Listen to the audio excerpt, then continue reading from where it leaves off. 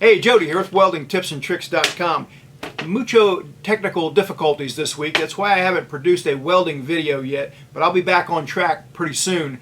And so for this week, I thought that I would address a comment that came in on last week's video. The question goes like this: hey, how about doing a little Q&A session on your welding background since you have 240,000 subscribers now? In the interest of providing value and good content here, I want to talk about my career only as it relates to how that would help a young person starting out, a welding student. Because advice from somebody that's been there already can help out a lot. So here it goes. All right, I started off in college. College wasn't for me. I was a little bit too immature at 18. I couldn't see any progress. I felt lost, and I wanted to do something else, something with my hands. So I wanted to get into auto mechanics. Well, that program was full, and the welding wasn't. That's how I got into welding, totally on accident. But I liked it. Day one, I liked it. I could see the light at the end of the tunnel. I could see progress from the first hour to the second hour. Already seeing progress. Already hearing guys talk about going out and getting jobs, pipe welding, and making really good money. And so I went to welding school, and before I ever got out of welding school, my first welding job was during a winter break.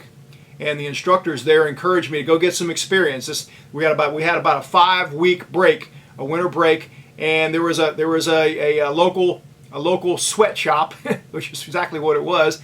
They were hiring welders, and they said, "Don't tell them you're going to be there for only 5 weeks. Don't worry, you'll outlast most people anyway," which I found to be the case. So, sitting on a bucket 10 hours a day, burning big 3/16 diameter 110/18 stick rods. That was the job. Good experience. Not that pleasant.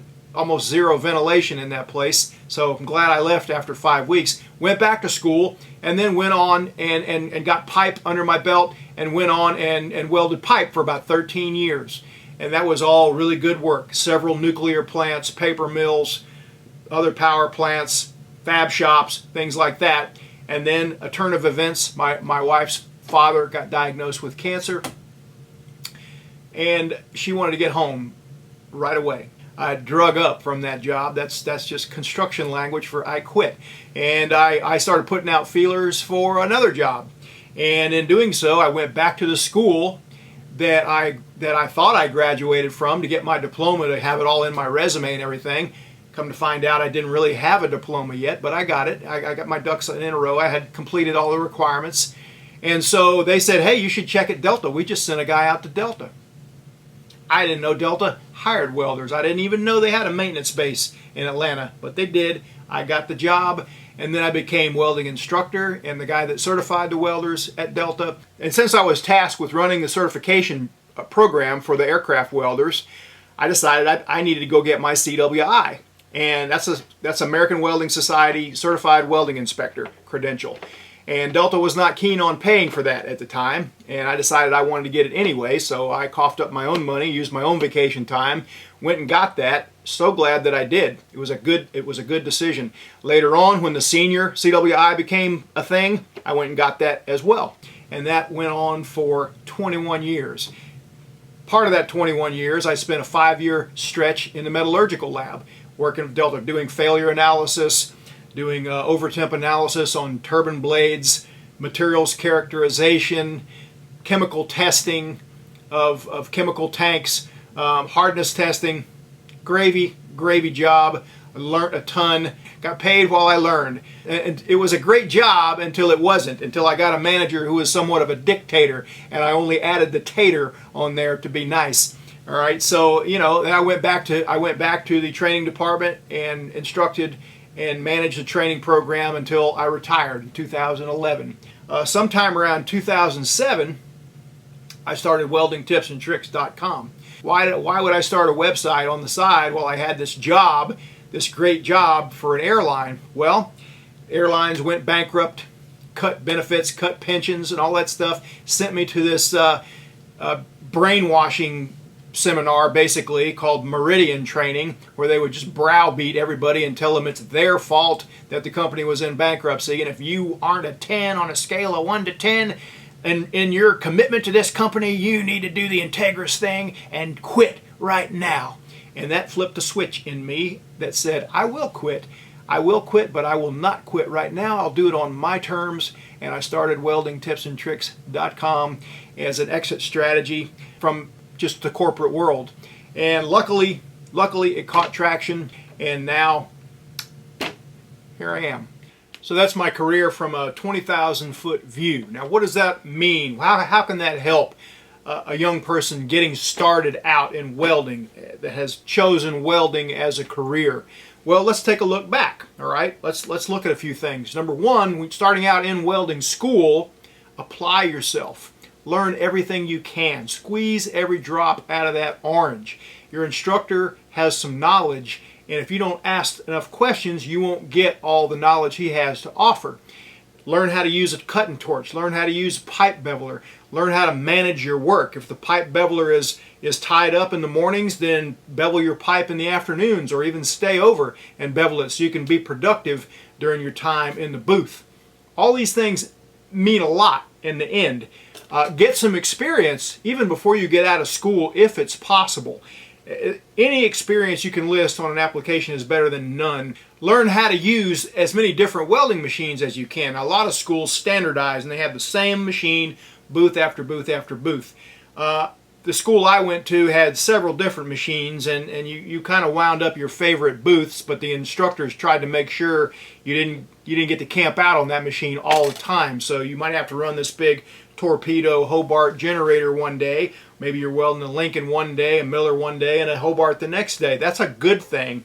That throws you in a little bit different scenario. You need to know what polarity a 7018 runs on when you're out of welding school, and it doesn't need to be only on one machine. You need to know what plus and minus means, what straight polarity and reverse polarity mean. You need to know how to hook up a scratch start TIG rig off a generator or anything. You need to know these things, so you might want to ask your instructor or figure it out yourself before you get out of school, get thrown to the wolves out there on the job. I did a video with J.D. Brewer not too long ago, who's got his own welding business, and we talked a little bit about scratch start TIG because he had hired several new hires straight out of welding school and doing some pipe welding in the factory he was working in. They had no clue how to hook up an air-cooled scratch start rig.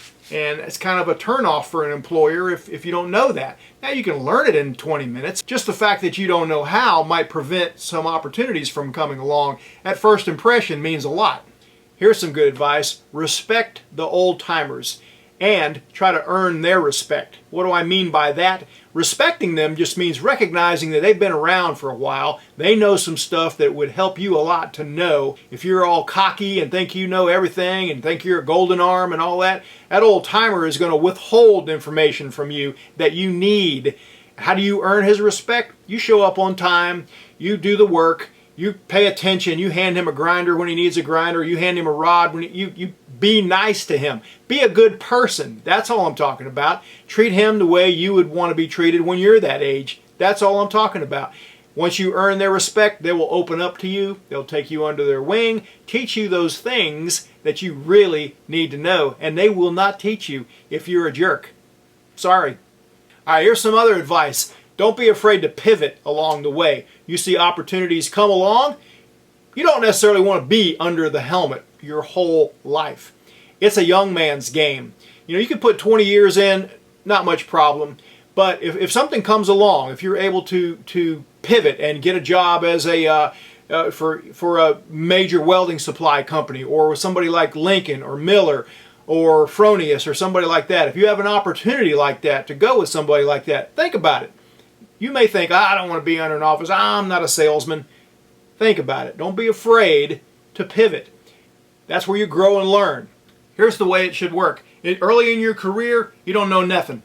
All right? You learn by doing. So you gather up a body of knowledge by working hard and by applying yourself and by paying attention and by asking questions. And you work this job and that job. You work this nuclear plant where you're working almost all carbon steel. You get another job at another nuclear plant where the systems you're working on are Inconel and stainless steel and things like that. And then after several years, now you have something to offer. You do know something. Now what do you do with that? You just keep on welding under the helmet? You could, nothing wrong with that. I think eventually you want to leverage that into something bigger. And I don't know what that is. It could be anything, but if you pay attention, if you're thinking about new opportunities all the time, they tend to present themselves. I hope this helped a little bit. It's kind of been somewhat of a rant, somewhat of a cut a vein and bleed, but next video we'll be right back on track with the standard how-to stuff. All right, see you next time.